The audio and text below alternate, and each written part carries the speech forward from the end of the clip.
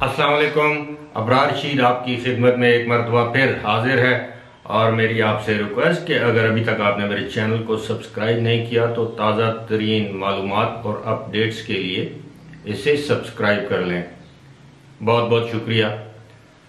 गुज़श्ता रोज़ जब से हुकूमत पाकिस्तान ने बैनुल-अक़वामी परवाज़ें खोलने का ऐलान किया है और इसी के साथ साथ पाकिस्तान के तमाम बैनुल-अक़वामी एयरपोर्ट्स को दीगर बैनुल-अक़वामी परवाज़ों के लिए खोलने का ऐलान किया है, उस वक्त से मुझे बहुत से मैसेजेस मौसूल हो रहे हैं और ख़ास तौर पर लोगों ने ये सवालात किए हैं कि उनके टिकट का क्या बनेगा, अब वो क्या सफारत खाने से उनकी रजिस्ट्रेशन बहाल रहेगी, करवानी चाहिए नहीं करवानी चाहिए।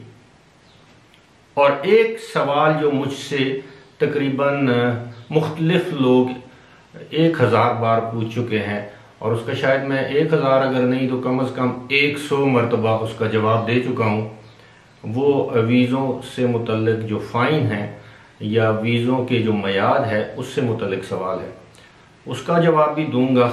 और लेकिन सबसे पहले मैं आपको ये बताऊं कि जो इस वक्त हुकूमत पाकिस्तान ने परवाज़ें खोलने का यानी बैनुल-अक़वामी परवाज़ें खोलने का ऐलान किया है, ये सिर्फ PIA के लिए नहीं है बल्कि दीगर एयरलाइंस के लिए भी है। जो एयरलाइंस पाकिस्तानी एयरपोर्ट और फ़ज़ाई सर्विस बंद होने से पहले पाकिस्तान आ रही थी, अब वो तमाम एयरलाइन एक मरतबा फिर पाकिस्तान आ सकती हैं। जिस एयरपोर्ट पर जो एयरलाइन मार्च में जा सकती थी वो अब दोबारा उसी एयरपोर्ट पर अपनी फ़्लाइट सर्विस शुरू कर सकती है।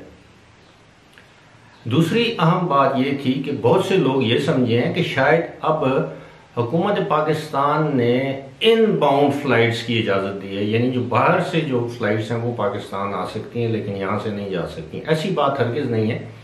अब पाकिस्तान से मुसाफिर परवाज़ें दीगर ममालिक के लिए जा सकती हैं और दीगर ममालिक से मुसाफिर परवाज़ें पाकिस्तान आ सकती हैं। ये जो एविएशन डिवीज़न की वजारत है यानी हवाबाजी की वजारत, उसके तर्जुमान अब्दुलसत्तार खोखर के मुताबिक ये मैं बात कर रहा हूँ, ये मैं अपने तौर पर ये मालूमात आपके साथ नहीं शेयर कर रहा बल्कि एक वजारत के ज़िम्मेदार शख्स को कोट करते हुए आपको ये बात बता रहा हूँ। तो ये बात तो क्लियर होगी कि अब ना सिर्फ बाहर से परवाज़ें पाकिस्तान आ सकती हैं बल्कि पाकिस्तान से भी परवाज़ें बाहर जा सकती हैं। अब देखना ये है कि इन परवाज़ों के लिए जो मतलूबा इंतज़ामात हैं वो कब तक मुकम्मल होंगे। ताहम जो एविएशन डिवीज़न है, जो मुतलका वजारत है, उसके हुकाम का ये कहना है कि एयरपोर्ट्स पर रश हरगिज़ नहीं होने देगी, यानी जमघटा वहाँ पर छोड़ने वाले लेने वाले इन लोगों को आने की इजाज़त नहीं होगी। सिर्फ वही शख्स एयरपोर्ट की हदूद में दाखिल हो सकेगा जिसके पास कन्फर्म टिकट होगा। इसके अलावा कुछ लोगों ने, दोस्तों ने ये सवालात भेजे हैं या पूछे हैं कि उनके पास अगर एयरलाइंस के टिकट्स पहले से ख़रीद रखे हैं, किसी भी एयरलाइन के, एमिरेट्स के हैं, PIA के हैं, एयर अरेबिया के हैं, फ्लाई दुबई के हैं या किसी और मुल्क की एयरलाइन के हैं, कतर एयरवेज़ के हैं, और वो टिकट अभी तक कारआमद हैं। आप उस टिकट को अगली डेट में उसकी तजदीद करवा सकते हैं और अगर टिकट आपने रिफ़ंड करवा लिया तो आप नया टिकट ख़रीद सकते हैं। और कोशिश करें आप एयरलाइन की जो वेबसाइट है ऑनलाइन उससे टिकट ख़रीदें। जहाँ तक बात ये थी कि जिन लोगों ने रजिस्ट्रेशन करवा रखी है तो मेरा उनको ये मशवरा है कि सूरत हाल या हालात का पता नहीं चलता, अगर आपने सफारत खाने में रजिस्ट्रेशन करवा रखी है तो आपकी पहली जो तरजीह या कोशिश होनी चाहिए वो सफारत खाने के ज़रिए पाकिस्तान वापसी की होनी चाहिए। अभी तक ये पता नहीं कि ये जो मामूल की परवाज़ें शुरू करने का ऐलान किया गया है इनका मखसूस परवाज़ों पर क्या असर पड़ेगा। क्या मखसूस परवाज़ें कैंसिल या मुअत्तल कर दी जाएंगी? क्या जो यक तरफा इतने ज़्यादा किराए वसूल किए जा रहे थे अब उनको कम कर दिया जाएगा? क्या जिन लोगों के पास 2 तरफा टिकट पहले से मौजूद हैं अब वो दोबारा करामद होना शुरू हो जाएंगे? इन तमाम सवालात के जवाबात फ़िलहाल हुकूमत की जानब से नहीं दिए गए। जो ही ये इन सवालों के जवाब आते हैं मैं इंशाल्लाह ज़रूर आपके साथ शेयर करूँगा।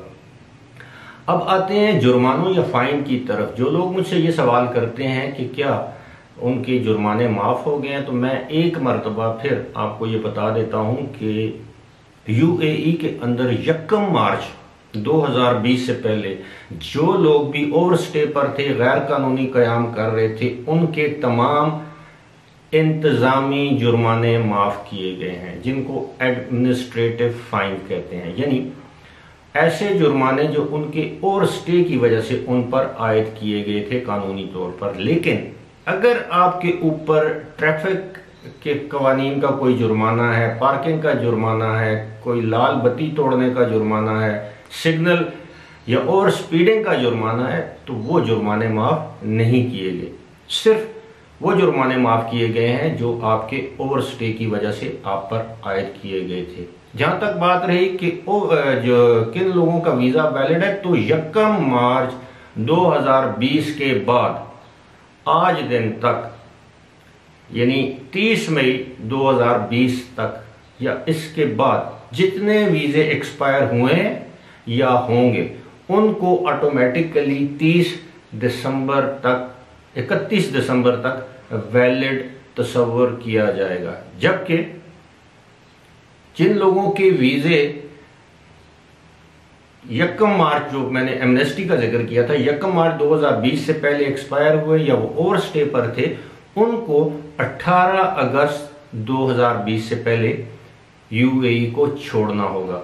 मुझे उम्मीद है कि मैंने एक मरतबा फिर आपके सवालों का जवाब दे दिया है, लेकिन बहुत अफसोस से ये कहना पड़ता है कि अब भी लोग रात देर औकात में मुझे टेलीफोन करते हैं और बार बार वही सवाल पूछते हैं जिसका मैं जवाब दे चुका होता हूं। अगर आपके इसी तरह टेलीफोन कॉल्स का सिलसिला मेरे फ़ोन पर जारी रहा तो मुझे मजबूरन ये नंबर बंद करना पड़ेगा। फिलहाल इसी के साथ मुझे दीजिए इजाज़त।